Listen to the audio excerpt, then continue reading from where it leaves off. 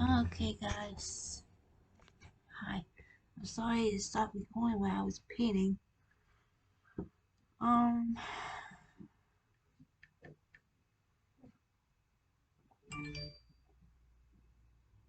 I bet you shut up. Go back to work, dude. You're not supposed on your phone like you did to me. Okay.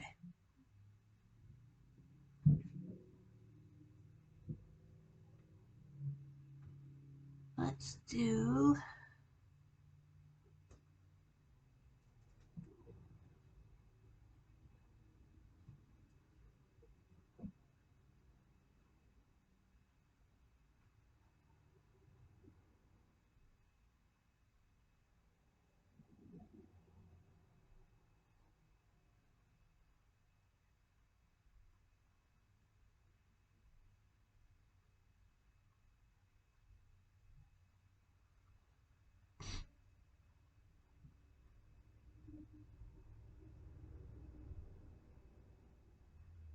Let's do the traffic. Twat. No. Let's do this. I wish that Shaq was my real life big brother. What's up, little bro? Turns out some wishes do come true. And in the world of fiction, there are dozens of well-known characters with blue skin. X-Men's Mystique, Watchmen's Dr. Let's Manhattan, do about blue skin people. I heard about this.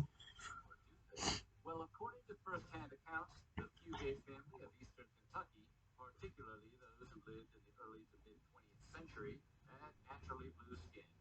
So, today we're going to take a look at some facts and stories about the blue Fugates. But before we get started, be sure to subscribe to the Weird History channel. After that, we'd be much obliged if you would leave a comment and let us know what other stories about medical oddities you would like to hear about.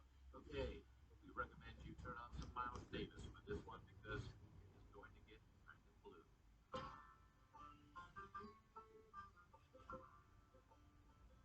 The story of the Fugates started in 1820 when the family first settled in Kentucky. Mark Fugate and his wife, Elizabeth Smith, came to Troublesome Creek, an out-of-the-way region of Appalachia. According to family stories, Mark Fugate, who started life as a French orphan, was blue himself. This remains unconfirmed, but even if it wasn't true, his offspring certainly ended up with an unusual appearance. His son Zechariah was born with blue skin, and so were three more of their seven children. Due to the isolated nature of the community, the Fugates' neighbors knew about the blue people, but few outsiders did. So where did that blue color come from? Well, according to later research, the Fugates had an incredibly rare genetic defect that resulted in a condition called methemoglobinemia. This meant that their blood didn't carry as much oxygen around the body as the blood of an ordinary person does. That, in turn, makes the blood much darker, which then causes the skin of Caucasians to appear blue, and their lips to look purple. In addition, arterial blood looks chocolate brown rather than red. People with methemoglobinemia also have higher levels of methemoglobin in their blood. They may have 10 to 20% versus the average person's less than 1%. All that is to say, the Fugates' very blood was different from that of their neighbors. That's an easy way to say it, than methemoglobinemia.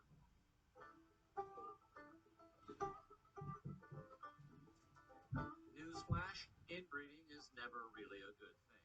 In fact, Weird History viewers who saw our video about Charles II of Spain might even recall inbreeding was ultimately responsible for ending the Habsburg dynasty and plunging Europe into a war of succession. And it was inbreeding that was also responsible for the Smurf-like appearance of the Fugates of Kentucky. Yes, Mark Fugate and his bride, Elizabeth Smith, both carried the same recessive gene that causes methemoglobinemia. Wouldn't have affected future generations of Fugates if they hadn't married within the family. The Fugates, however, lived in an isolated area that had no railroads and barely any regular roads at all. This geographical situation greatly limited their options and resulted in a situation where most family members had little choice but to marry cousins who lived nearby. Some of the other family branches were the Stacys, the Richies. Is this is like a Salvin thing? For example, Marrying Zachariah cousins? Fugate, one of the first known blue Fugates, married his aunt. One of their sons married a close cousin. In turn, another Wow, it case, sounds like a an family made Alabama for a thing. bunch of blue individuals united by one of the most confusing family trees in history. As one of the family members, Alva Stacy, once quipped to a researcher, "I'm kin to myself."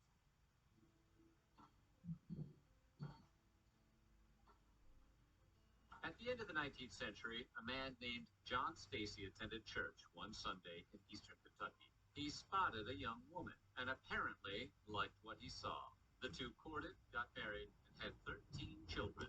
That woman was Luna Fugate, and according to lore, she was the bluest blue fugate of them all. According to a local nurse, the bluest fugates I ever saw was Luna and her kin. Luna was bluish all over. Her lips were as dark as a bruise. The nurse, who lives far too early to have seen Nebula in James Gunn's 2014 film Guardians of the Galaxy, added, "She was as blue a woman as I ever saw." Interestingly enough, Stacy himself refused to say whether his beloved wife was blue.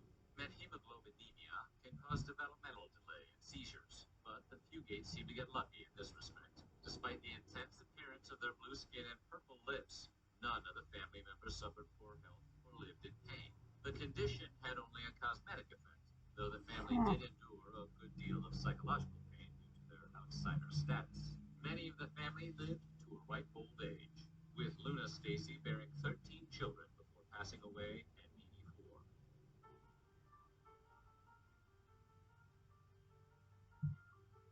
In the early 1960s, the case of the blue fugates was brought to the attention of Dr. Madison Conway, a hematologist at a University of Kentucky medical clinic.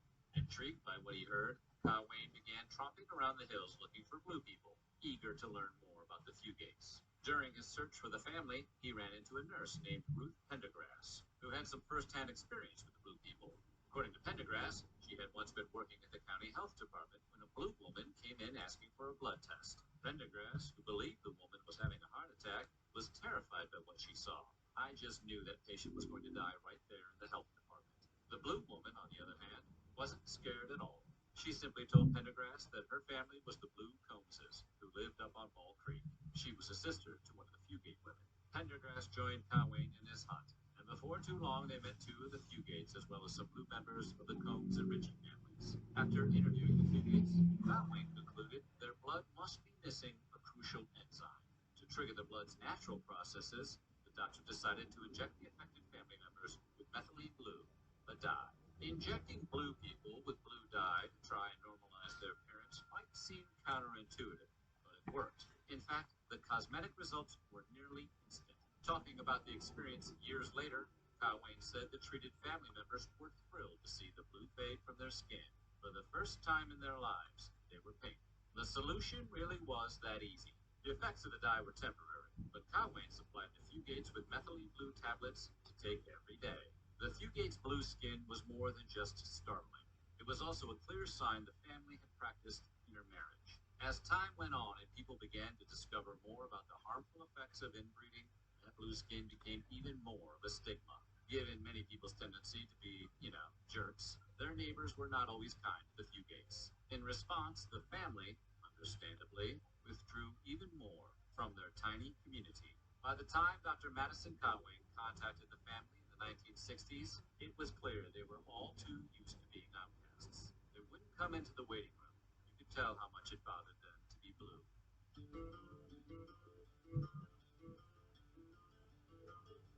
The Fugates continued to have large families over the years, with some children still born in varying shades of blue. Coal mining and the railroads brought new people to Kentucky, and the available gene pools started to expand.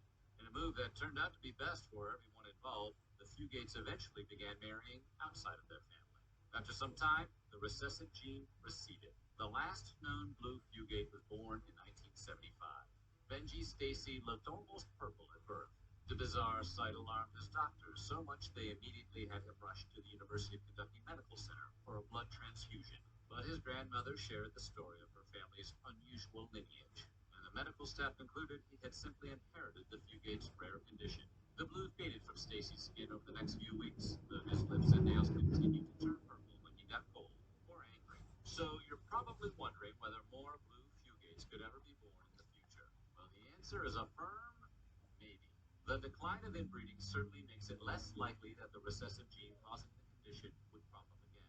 However, it It still exists in many members of the family. That means there's a non-zero chance that future generations of the fugates could have blue skin. That being said, the likelihood of it happening again is very small. Wait, it's true. I love saving. When it comes to jeans, the perfect fit.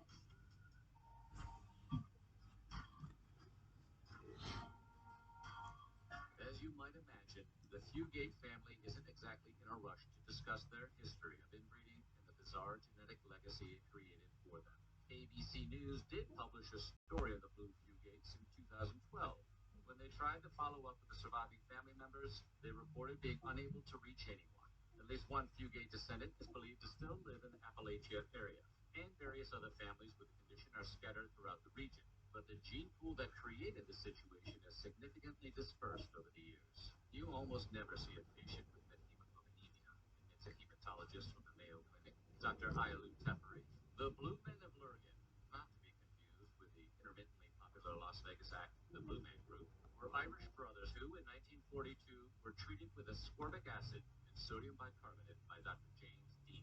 The procedure worked, at least temporarily, as the brothers' skin began changing to a normal shade over the course of 12 days. They would be Ireland's last case of blue people. In his autobiography, Dr. Deany also mentions a decent countrywoman living in the middle of County Tyrone who had a family with some blue children. According to Deany, the woman noticed that when she fed the children cabbage, they became nice and pink. When she stopped, they became blue again. So they got plenty of cabbage to eat. Huh. Now, we suspect there may be a portion of our audience who thinks it would be pretty sweet to have blue skin. And why not? Some beloved pop culture icons have been blue. Cookie Monster from Sesame Street, Sully from Monsters, Inc., and Genie from Aladdin, just to name a few.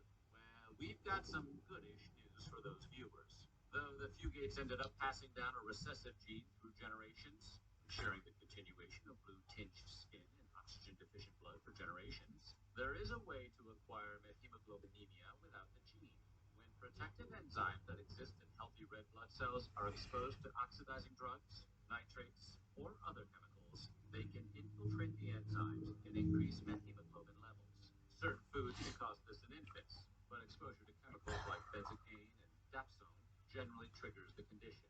Of course, there are some downsides. The same exposure typically leads to physical symptoms like shortness of breath, headache, dizziness, and loss of consciousness. A small price to